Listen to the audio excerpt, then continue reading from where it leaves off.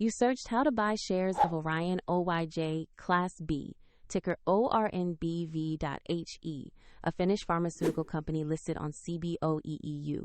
This short guide explains the practical steps. This content is educational only and not financial advice. To buy shares, you need a broker, and I'll use eToro as an example to demonstrate the process. After registering, you will need to verify your account, usually by uploading an ID document, and add funds before you can trade.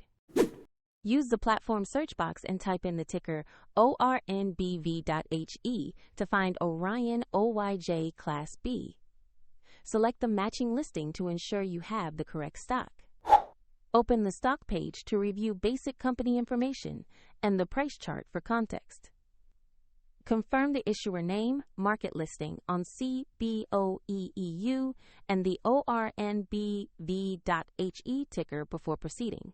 To invest, click Buy, enter the amount you want to invest, carefully review the order details, and then confirm the trade. If the market is closed, your order may execute at the next open, and if you don't have enough funds, the platform will prompt you to add them before finalizing the order. Your new position will appear in your portfolio or holdings list once the order is executed.